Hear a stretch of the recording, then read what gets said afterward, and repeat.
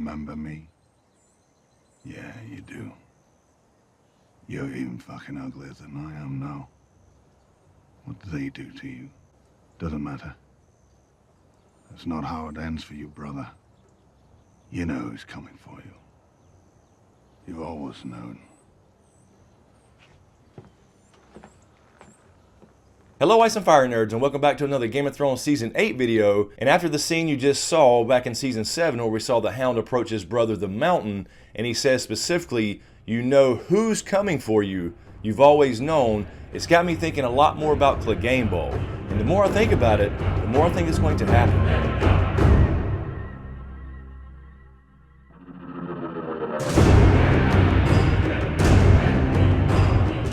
Hey guys, it's Chris and welcome back to SmokeScreen. And before I get started, if you hadn't already, please subscribe to the channel. We do Game of Thrones videos, Westworld, Star Wars, etc. And we continue to do Game of Thrones Season 8 live streams every Sunday at 10:30 Eastern Standard Time as well. And also before we get started, I wanted to show you guys this cool new Culture Fly Game of Thrones box that I will be unboxing at the end of this video. It's a very cool subscription-based service that comes 4 times a year. But what's really cool about Culture Fly, these are all Game of Thrones exclusive items, so if you're interested, there will be a link in the description below. So anyway, let's jump right into it. Is Cleganebowl actually going to happen? So let me start off by saying I think the Hound has had one of the best story arcs in this whole entire series.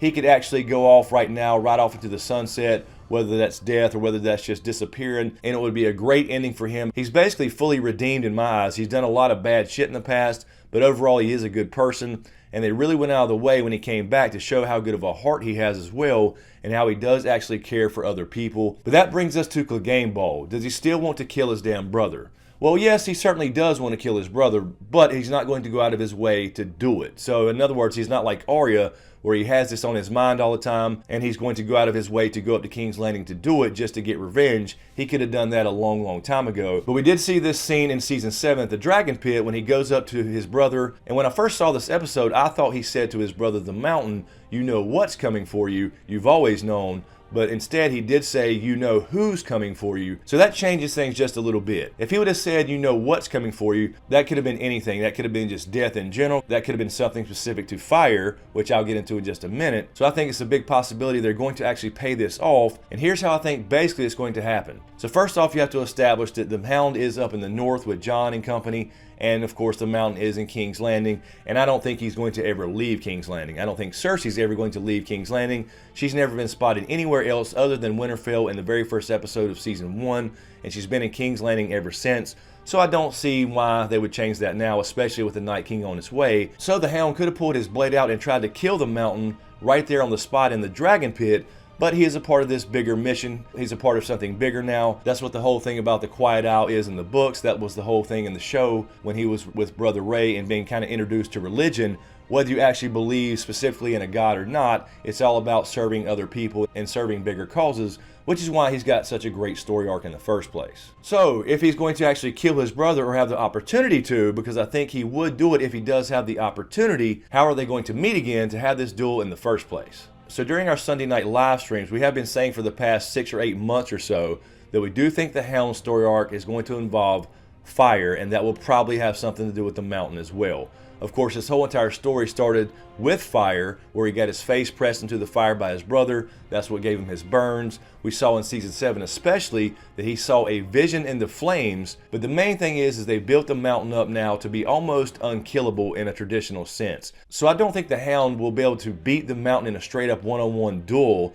especially since he's Zombie Mountain, because he's a lot stronger than he used to be when he was a regular person, and now he's the Undead Mountain, and I think he's basically unstoppable. At least that's the way they're trying to portray him. Now on the Hound side, they've also been pushing this fire narrative even more, and they did in Season 7 as well. We saw the Undead Polar Bear in Season 7, where the Hound kind of froze up again, very similar to a previous season at Blackwater Bay when he was on the beach fighting and one of Stannis' men ran up to him on fire burning. And of course that's when the Hound decided to say fuck the king and get the hell out of Dodge. But in Season 7 they really hammered on the connection between the Hound and fire, and I think that kind of fits into the Mountain as well.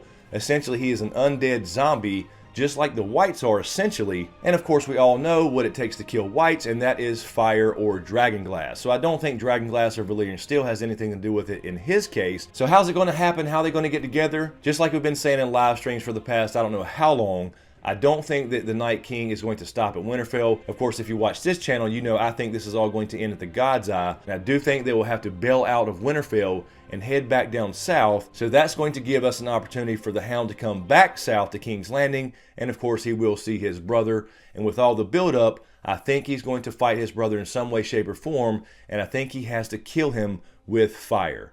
Now, whether the Hound actually survives this confrontation or not, I don't know. Of course, I would love for him to survive this whole damn thing and be sitting there at the end with Tyrion sipping on Imp's delight. But either way I go, I think the foreshadowing and buildup has really been that the mountain must die by fire. Now, of course, that could be simply dragon fire. It could be Dany coming by on Drogon. It could be Jon Snow, for that matter, if he rides Rhaegal at any given time. Hell, it could be the Night King because he's got a dragon now, undead Viserion. And it would be kind of ironic for an undead dragon with undead dragon fire to kill an undead mountain. And that will be cool as well. But I think the satisfaction and payoff should be the Hound directly. And I think that's his redemption path. And I do think he will meet his brother at King's Landing. And he will fight him with fire in some way. Because they've been building up all this stuff where he keeps running from fire, especially with the Blackwater Bay scene. Then again, as I mentioned in season 7, when he kind of stood there and got frozen once again with the polar bear that killed Beric essentially, it was on fire and he kind of froze up again.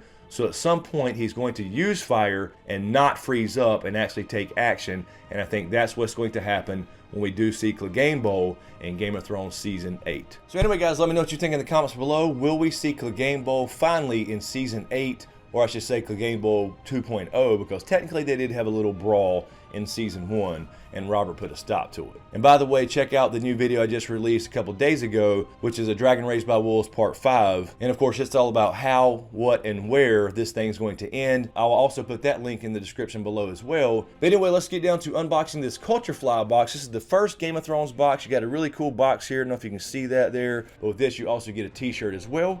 But this will all be Game of Thrones stuff, so let's check it out. Now, this is very cool. This is very cool, I gotta admit.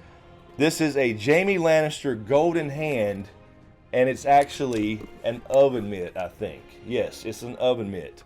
A Jaime Lannister golden hand oven mitt. That's pretty damn cool right there. Next, we have what looks to be a Baratheon drinking horn. So we have a little drinking horn here. I don't know if you can see that there, still in the plastic. But this is a drinking horn here. It's even got a strap inside of it and a little holder. So it would go down in like this, where you could actually put your beer or your Sundrop and have it sit there on the table. And it's got a little Baratheon, I don't know if you can see that, a little Baratheon stag right there as well.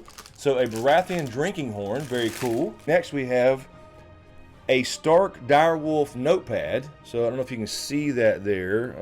Let me see if... Hopefully you can see, there we go. I think you can see that. So this is a little like post-it type note, stack of notes there, and it's got Stark, it's a Stark Direwolf head. Next we have a, I believe this is, yeah, it's one of those warmer pouches you can heat up, and it is a Targaryen house sigil there.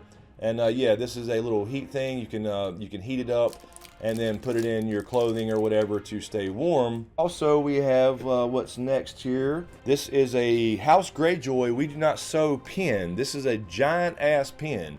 So yeah, it's got 3 clips on the back of it. I don't know if you can see a good shot of that there. There we go, We Do Not Sew. Next we have what looks to be a House Sigil stamp set. So this is all in wood here. Let me actually go ahead and open this and show you. So yeah, these are actually stamps of every major house here. I don't know if you can see that. I'm trying to make sure they don't fall out. But these are all wooden as well. And you have the ink pad right here. But you have, or let me flip that upside down. You have Lannister here, obviously Stark. You have Baratheon, Targaryen, and then Greyjoy. So these are all house stamps. And there's the inside of the box there, the lid. And this is a little wooden case here. So very cool, a House Sigil stamp set. And then next we have, this is going to be a Tyrell planter. So let's open this and see what it looks like. Okay, so I won't take this completely out, but you can see here, this is an actual little pot with the House Tyrell Growing Strong Rose. And next we have what looks to be a vinyl figure of Ghost. So that's very cool. This is Ghost, obviously the direwolf, Jon Snow's direwolf, and it is vinyl, so it's a very cool collectible, as opposed to some little piece of plastic. I used to actually paint vinyl models, so this is really cool. And last but not least, we do have a t-shirt. This is the Game of Thrones, the first t-shirt in the Game of Thrones subscription box. You can see that there. It's got the major sigils of our main 3 houses, Stark, Targaryen, and Lannister. And it's on both sides. It's exactly the same.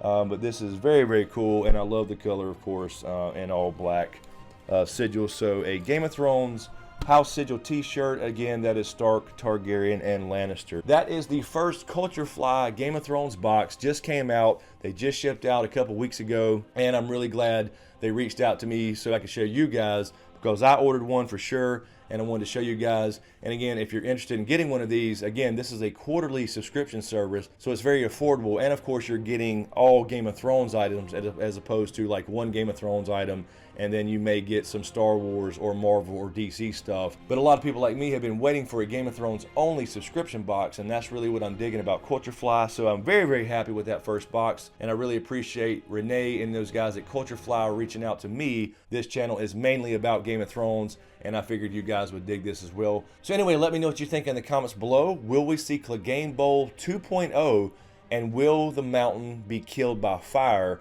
With all the build up with the Hound and fire, he will actually face the fire this time and kill his brother, and I hope he doesn't go out with him. And as usual, thank you for all the support, especially to you guys on Patreon.